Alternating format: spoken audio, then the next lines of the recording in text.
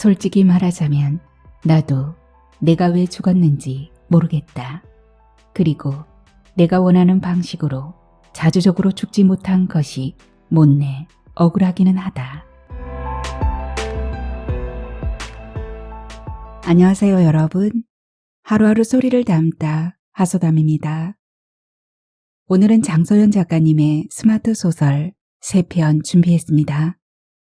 작가님의 소설집인 철조망 바이러스에 실린 스마트 소설인데요. 첫째 마당부터 네 번째 마당으로 이루어져 있습니다.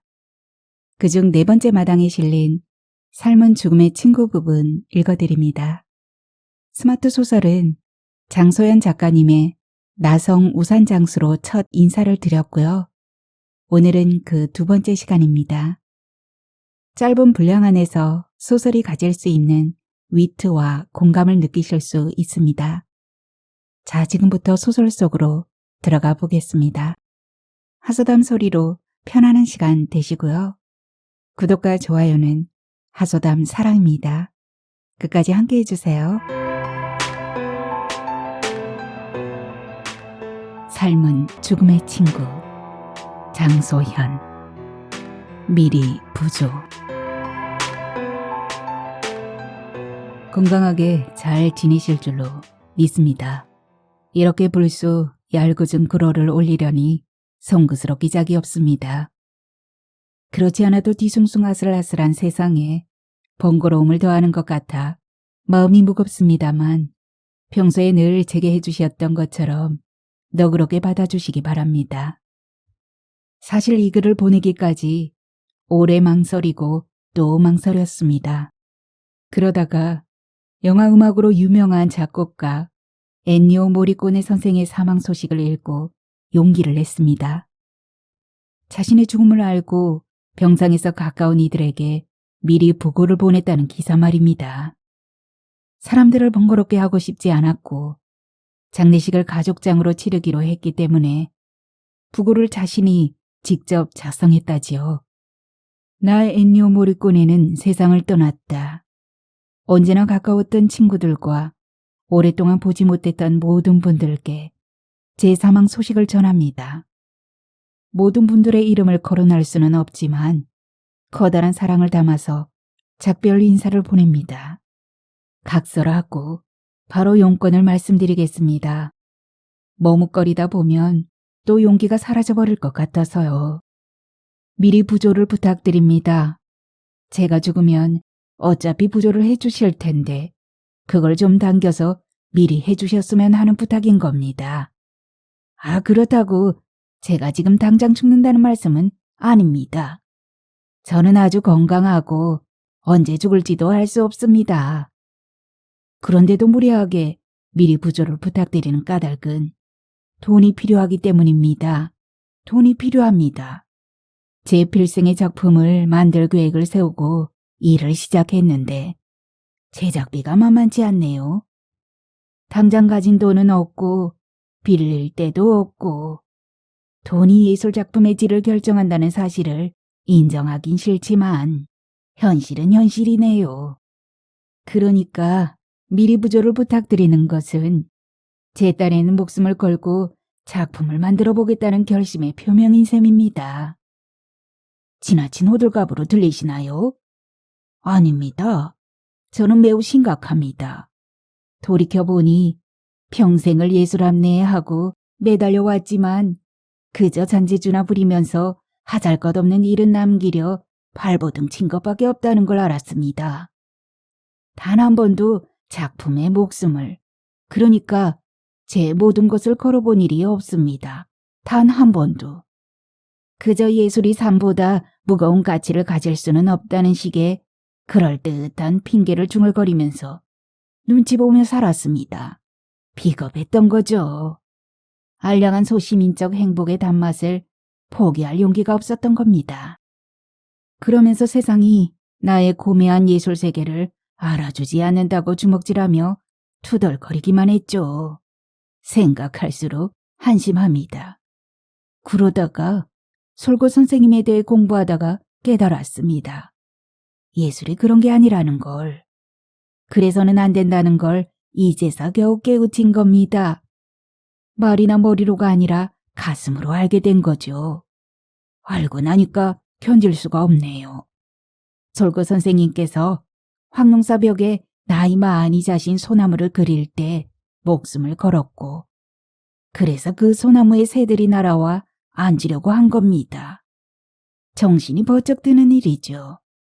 사실 알고 보면 작품에 목숨을 건 예술가가 어디 한두 분이겠습니까?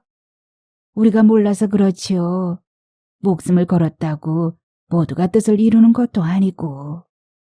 그래서 저도 변명만 하지 말고 작품에 목숨을 걸고 끝까지 밀고 가보자. 그렇게 마음을 다져먹은 겁니다. 그래야 죽을 때도 편안하게 눈 감을 것 같아요. 진심입니다. 그래서 돈이 필요합니다. 변명의 여지를 남기고 싶지 않네요. 자기 부조돈을 미리 받아서 작품을 만들면서 사기를 치거나 얼렁뚱땅할 수는 없겠지요. 혹시 그렇게 목숨을 걸고 만든 작품이 변변치 않다면 살 가치가 없는 거 아닙니까? 제가 무슨 작품을 만들려고 하는지는 미리 말씀드리지 않겠습니다. 솔직히 고백하면 저도 아직 잘 모르겠습니다. 단지 제 모든 것을 걸겠다는 것만은 엄숙하게 약속할 수 있습니다. 혹시 마음이 내키시면 미리 부조를 보내주시면 감사하겠습니다. 혹여라도 이 편지가 불쾌하셨다면 엎드려 사죄드립니다. 바로 구겨서 휴지통으로 던져주세요. 터무니없는 공상을 떨어 정말 죄송하고 면목이 없습니다. 하지만 이 땅의 모든 예술가들이 저처럼 궁상스러운 것은 절대 아닙니다. 이 점만은 꼭 말씀드리고 싶습니다. 반갑고 눈물겨운 소식 기다리며 늘 건강하고 행복하기를 두 손 모아 빕니다. 나는 결국 죽었다. 결국 그날 밤 나는 죽었다. 이렇게 죽고 싶진 않았다는 생각 간절했지만 별 수 없이 죽었다. 카프카 소설의 주인공은 어느 날 아침 불안한 꿈에서 깨어났을 때 자신이 잠자리 속에서 한 마리 흉측한 벌레로 변해 있음을 발견했다고 했는데 나는 깨어나 보니 죽어 있었다. 누추한 시체가 되어 요란스러운 경적을 울리며 호들갑스럽게 병원으로 실려가 이런저런 검사를 받았지만 왜 죽었는지 뚜렷하게 밝혀지지 않았다. 첨단 의학으로 중무장한 의료진의 대답은 지극히 짧고 사무적이고 시큰둥했다. 이 풍진 세상에 잠자다가 심장이 멎고 숨 끊어지는 사람이 어디 한둘이냐. 맞는 말씀이다. 내 주위에도 자다가 죽은 사람, 아침에 깨어 정신 차려보니 죽어 있었던 사람이 여럿 있었다. 어찌 보면 삶과 죽음의 차이는 잠깐씩 정기적으로 자느냐, 계속 길게 자느냐의 차이일지도 모른다. 뜻밖의 평범하지 않게 죽는 바람에 나는 유언을 남기지도 못했다. 인간이 죽기 직전에 유일하게 할 수 있는 일이 유언이다라는 그럴듯한 말이 있는데 자다가 죽는 바람에 그것마저 하지 못했다. 잠꼬대라도 한마디 했어야 했는데 못하고 말았다. 그건 좀 안타깝다. 죽는 순간에 장엄하게 말하리라고 평소에 준비했던 멋진 문장이 있었다. 내가 준비했던 멋들어진 유언은 내 죽음을 알리지 말라는 것이었다. 이순신 장군의 말씀을 표절한 것이다. 저작권료를 내라면 낼 용의도 있다. 미처 유언을 전하지 못했는데도 내 가족들은 나의 죽음을 알리지 않았다. 전혀 알리려 하지 않았다. 참으로 신비롭고 놀라운 이심전심이었다. 어쩌면 아침에 깨어보니 죽어있더라. 계속 자더라고 말하기가 쪽팔리기 때문에 아무 말도 안 하기로 했는지도 모르지. 보통 사람은 그렇게 철학적으로 죽지 않으니까. 우리 집 여두목은 나의 죽음을 보고 울지도 않았다. 눈물 한 방울 흘리지 않았다. 물론 나도 요 두목이 울리라고는 전혀 기대를 하지 않았지만 그래도 아주 조금은 섭섭했다. 물론 그것은 사랑과는 그다지 관계가 없는 일이다. 눈물이 곧 사랑인 것은 아니라는 진리쯤은 나도 안다. 그나마 딸아이들이 크게 슬퍼하는 것을 보고 위로를 받았다. 그렇다. 슬픔은 위로다. 알리지 않았음에도 내 죽음 앞에 사람들이 더러웠다. 어떤 이는 꽤나 슬픈 표정을 지으며 안타까운 사람이 안타깝게 갔다며 의미심장한 눈물을 흘렸고 어떤 사람은 갔군 하고 그저 예의상 슬픈 표정을 잠시 지었고 나머지 몇 명은 왔는지 갔는지에 별 관심이 없었다. 말하자면 그분들은 나를 위해서 온 것이 아니라 자신의 체면을 지키기 위해서 온 것이었다. 솔직히 말하자면 나도 내가 왜 죽었는지 모르겠다. 그리고 내가 원하는 방식으로 자주적으로 죽지 못한 것이 못내 억울하기는 하다. 평소 혈압이 조금 높은 편이기는 했지만 그다지 심각한 정도는 아니었는데 자다가 죽다니. 염통이 지쳐서 멎은 것은 아닌 것 같고 숨이 막혀 죽을 까닭도 찾을 수 없다. 스트레스 때문에 자다가 죽는 경우가 많다고 하는데 별로 그런 것 같지도 않다. 하긴 그날 오후 옆집 뚱보 아저씨와 가볍게 다투기는 했다. 우리 집 진돗개와 옆집 고양이 다툼이 주인들의 국제적 싸움으로 변한 건데 옆집 뚱보 아저씨는 독일식 억센 액센트의 영어로 난리법석을 떨어댔다. 태산 같은 덩치로 삿대질을 해대며 고함을 치는 데는 당할 재간이 없었다. 지극히 비인도적이고 무자비한 공세였다. 게다가 영어도 도무지 알아들을 수 없었다. 그에 비해서 철저한 평화주의자인 나는 싸움에서 철저하게 소질이 없었다. 지는 것이 이기는 것이라는 것이 나의 철학이었다. 그것도 영어로 싸운다는 것은 분쟁의 빌미가 된 문제의 본질인 진돗개와 고양이는 다정하게 앉아서 아주 재미있다는 듯 싸움 구경을 즐기고 있었다. 우리 집 진돗개가 가끔 나를 응원하듯 짖었지만 놈들은 대체로 심판관이거나 구경꾼의 자세를 지켰다. 그 바람에 혈압이 조금 오르기는 했다. 하지만 맹세코 심각한 정도는 아니었다. 이 풍진 세상 살아가자면 그 정도야 흔히 있는 일이니까. 씩씩거리며 집으로 돌아오니 이번에는 여두목의 잔소리가 허리케인처럼 몰아쳤다. 그러게 영어 공부 좀 하라는데 들은 적도 않더니 꼴 좋다. 운동 좀 하라는데 꼼짝 않고 앉아서만 뭉개니 배는 남사만 해가지고 이 험한 세상 살아가자면 전투력을 길러야 한다고 그렇게 일렀건만. 그러니까 통일이 안 되지. 라는 장엄한 결론으로 잔소리는 막을 내렸다. 결론은 늘 같았다. 그러니까 통일이 안 되지. 하지만 그런 정도의 허리케인은 혈압약 한 알이면 깔끔하게 해결되니 그걸로 죽을 정도는 아니다. 나는 잽싸게 혈압약을 챙겨 먹었다.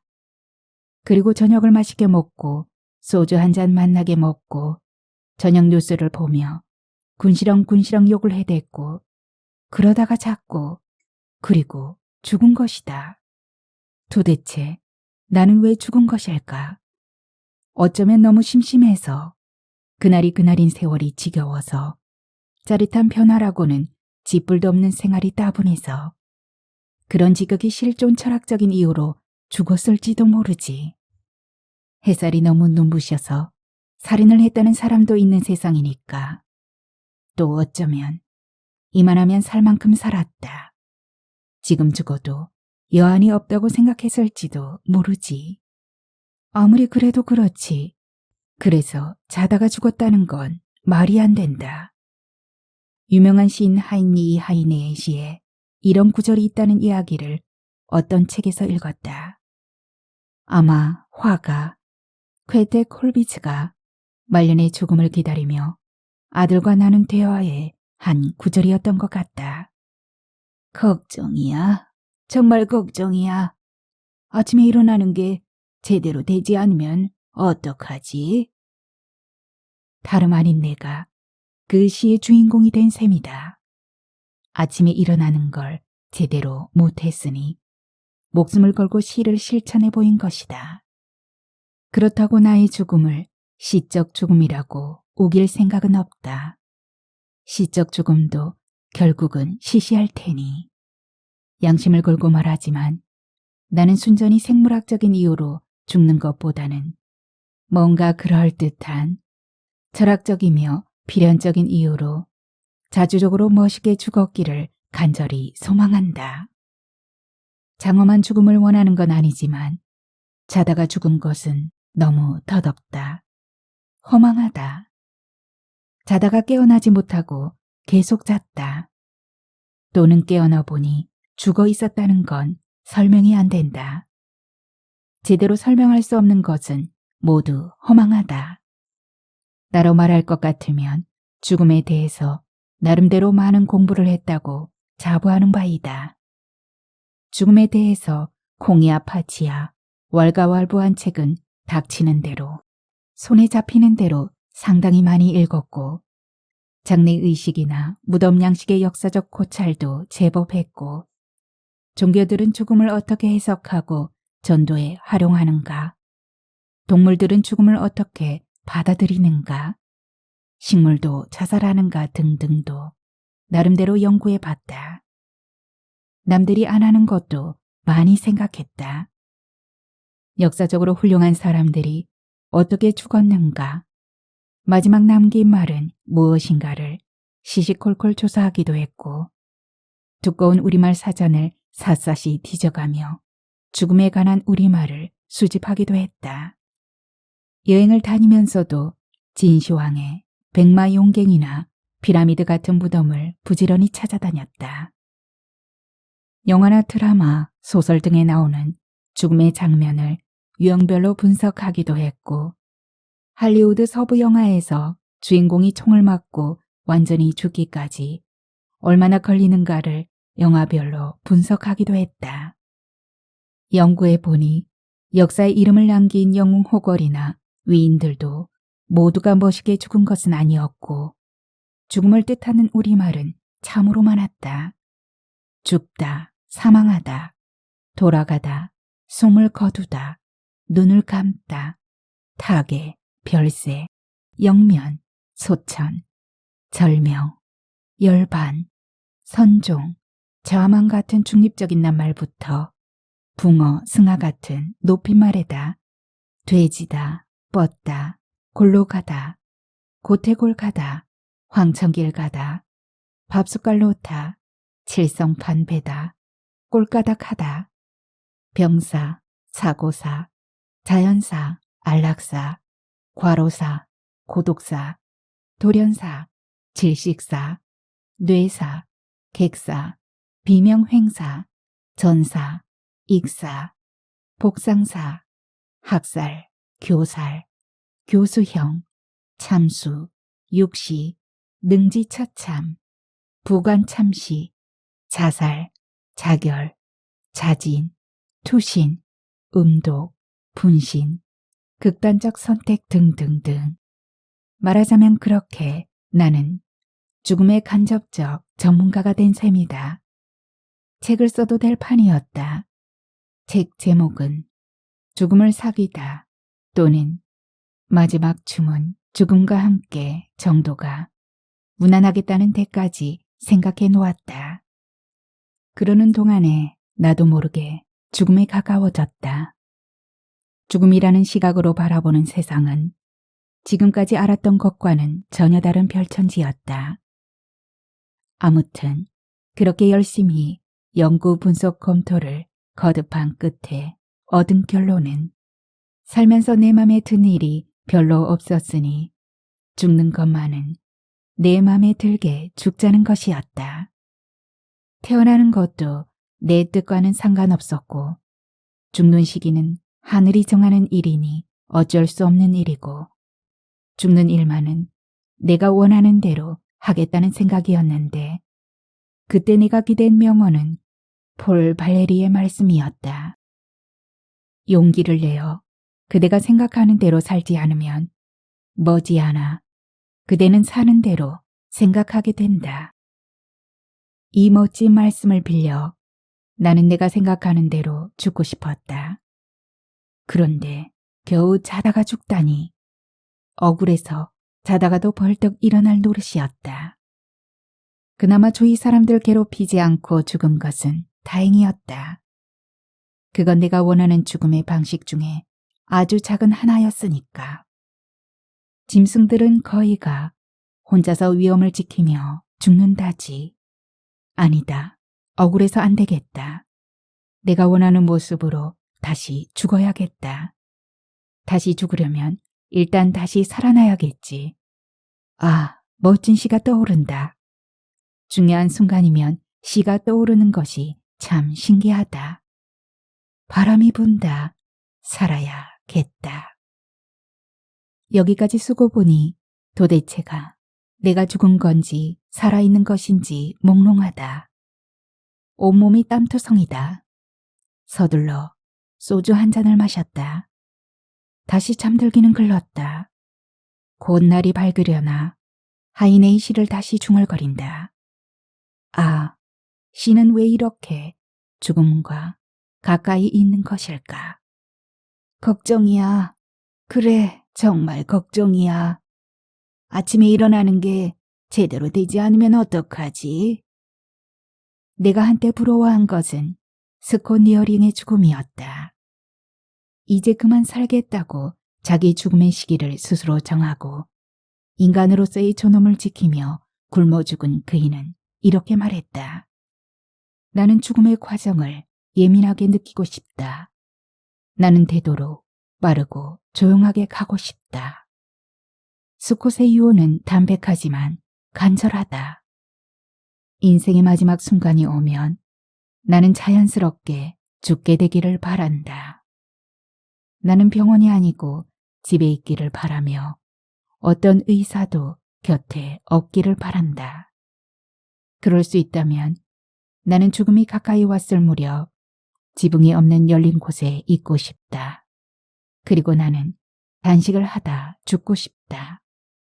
죽음이 다가오면 음식을 끊고 마찬가지로 마시는 것도 끊기를 바란다. 죽음은 광대한 경험의 세계. 나는 힘이 닿는 한 열심히 충만하게 살아왔으므로 기쁘고 희망에 차서 간다. 죽음은 옮겨감이거나 깨어남이다. 삶의 다른 일들처럼 어느 경우든 환영받아야 한다. 스콧 니어링의 유언이다. 하지만 스콧은 나이가 너무 많았다.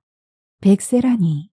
나는 그렇게 오래까지는 살고 싶지 않았고 그렇게 길게 살 자신도 없었다. 나는 100세 시대라는 말을 믿지 않았다.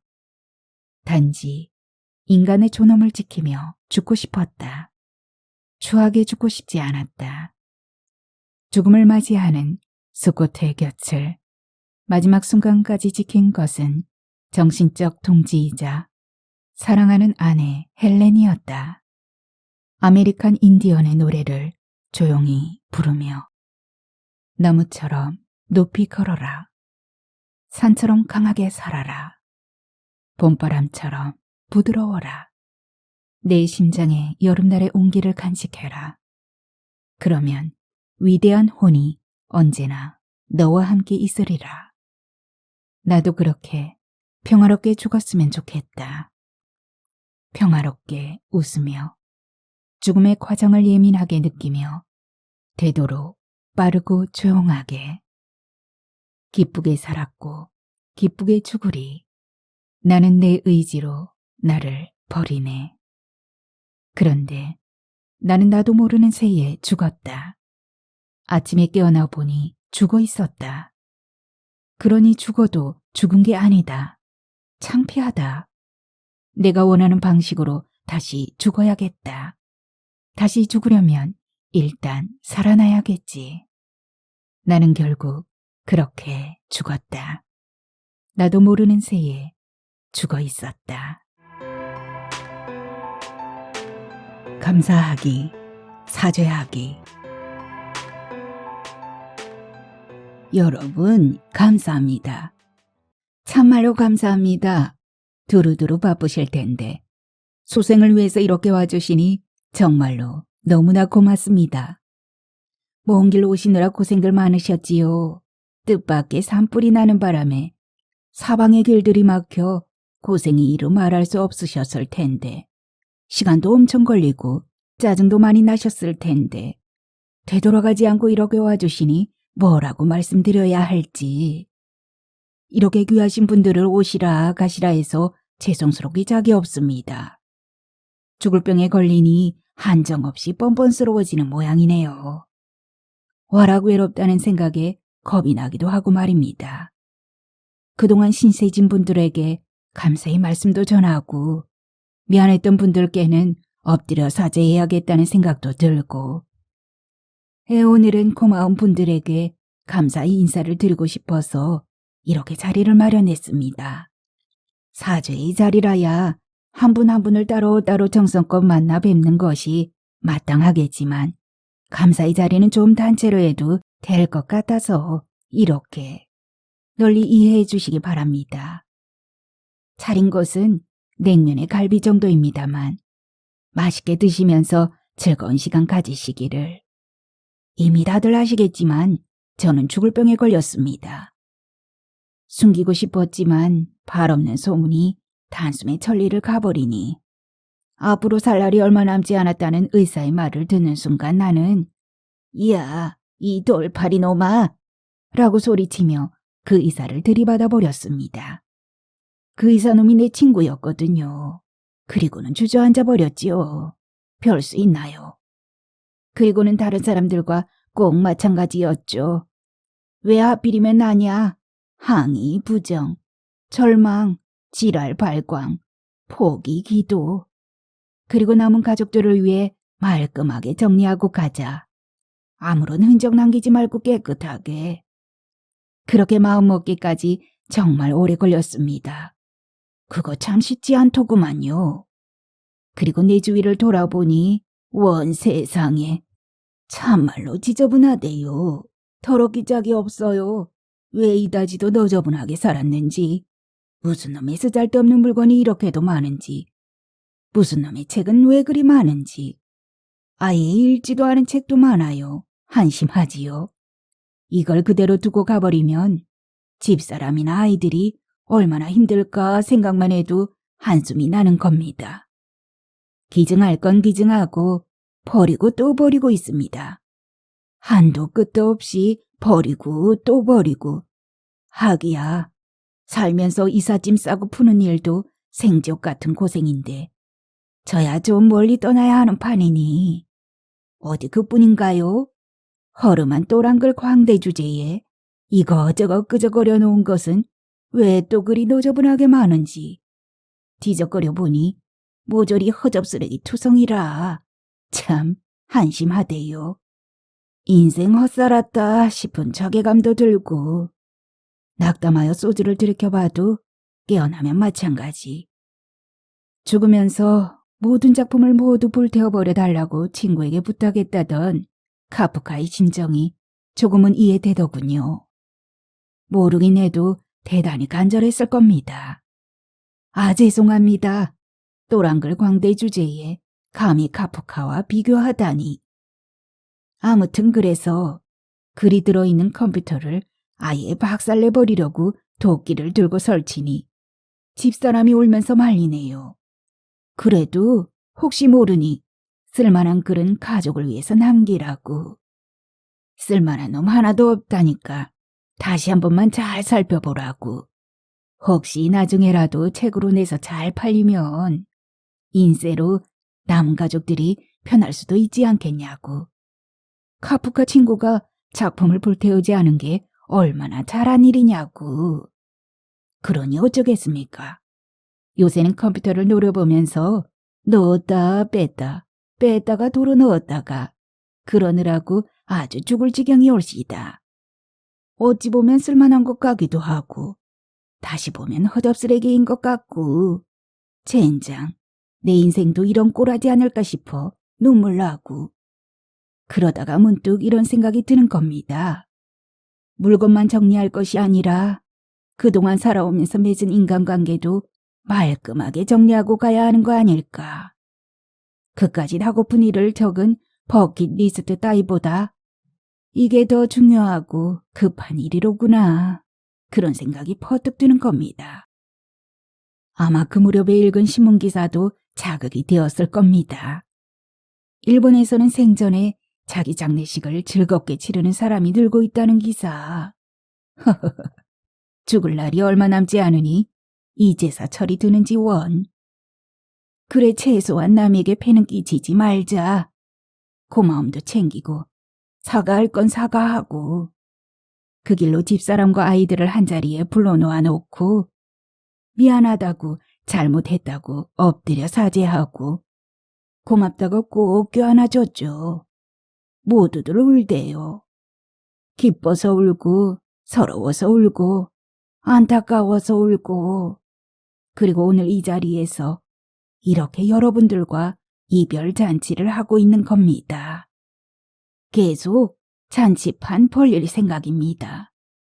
몇 번이나 더 할 수 있을지는 모르지만 아이고 꼽아보니 고마운 분이 왜 이렇게 많은지요. 놀랬습니다. 그러고 보니 내 혼자 힘으로 살아온 게 전혀 아니더라고요. 그런 것도 모르고 고개 빳빳이 쳐들고 살며 시건방지게 우쭐거렸으니 세상에 바보도 그런 바보가 없지요. 엎드려 사과해야 할 분도 어찌 그리 많은지 따져보니까 평생 주위 사람들 괴롭힌 덕에 가까스로 살아온 불쌍한 중생이었는데 그것도 모르고 주위 사람들 더 괴롭히지 말고 빨리 가자. 그런 생각도 듭디다. 그럼요. 물론 아프지요. 괴로울 때가 많지요. 캄캄한 밤중에 폭풍처럼 통증이 밀려오면 정말 힘들어요. 하지만 병원 신세는 지지 않기로 했습니다.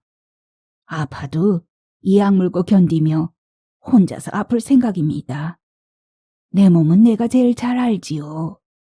언제 끝날지도 알 수 있을 것 같아요. 본능적으로. 약물과 기계 힘에 기대 구차스럽게 살고 싶지는 않네요. 그렇게 매달린다고 얼마나 더 살겠습니까? 힘들어도 이겨내야죠. 생각해보면 충분히 오래 살았어요. 100세 시대라지만 누구나 100세까지 살아야 하는 건 아니지 않습니까? 아이고 죄송합니다. 이렇게 귀한 분들을 모셔놓고 징징거리는 소리만 늘어놓고 있으니 이렇게 여러분들 뵈니 정말 좋네요. 기운이 납니다. 조금이라도 더 살았으면 좋겠다는 생각이 살짝 들기도 하네요. 사실 시한부 인생이라는 게 나쁘기만 한 건 아닙니다. 남은 날들 하루하루를 또박또박 정성껏 살 수 있으니 고맙지요. 아침에 일어나서 오늘도 살아있구나. 고맙습니다. 감사합니다. 그나저나 어쩌면 오늘이 여러분 마지막으로 뵙는 날일지도 모르겠네요. 물론 다시 또 뵙기를 바랍니다만. 화장해서 태평양 바다에 뿌려달라고 단단히 부탁을 했습니다. 어쩐지 흔적을 남기고 싶지 않아서요. 그런데 이왕에 화장을 하려거든 화장 전문가에게 부탁해서 화장을 멋지게 잘해서 화장을 해달라고 부탁했더니 집사람이 웃네요. 슬프게 웃어요. 그런 걸 요새 말로 우프다고 하나요? 아무튼 그래서 오늘은 제가 노래도 부르고 우스갯소리도 좀 하고 그럴랍니다. 원맨쇼 본다고 생각하시고 즐겨주세요. 박수도 많이 쳐주시고. 사실은 제 감사의 마음을 어떻게 전해야 할지 잘 몰라서 살면서 감사하는 법을 배운 적이 없어서 말입니다. 자, 그럼 본격적인 순서로 들어가겠습니다. 그에 앞서 시 한 수 읽겠습니다. 아메리칸 인디언의 구전시입니다. 제목은 청개의 바람이에요. 이 가사에다 일본 사람이 곡을 붙여 노래로 부르기도 했지요.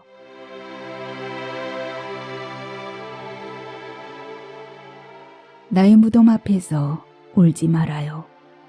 그곳에 나는 없어요. 잠들어 있지도 않아요. 청개의 바람이 되어 저 넓은 하늘을 흘러가고 있어요. 가을엔 빛이 되어 들녘에 내려 비추고 겨울엔 다이아몬드처럼 반짝이는 눈이 되지요. 아침엔 새가 되어 당신을 잠 깨워주고 밤에는 별이 되어 당신을 지켜줄게요. 나의 무덤 앞에서 울지 말아요. 그곳에 나는 없어요. 죽은 것이 아니에요. 청개의 바람이 되어 저 넓은 하늘을 흘러가고 있어요.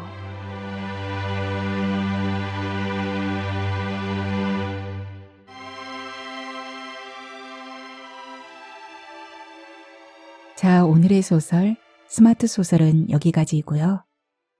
오늘도 하소담 소리로 편안한 시간이 되었기를 간절히 희망합니다. 다음 시간에 하소담은 또 뵙겠습니다.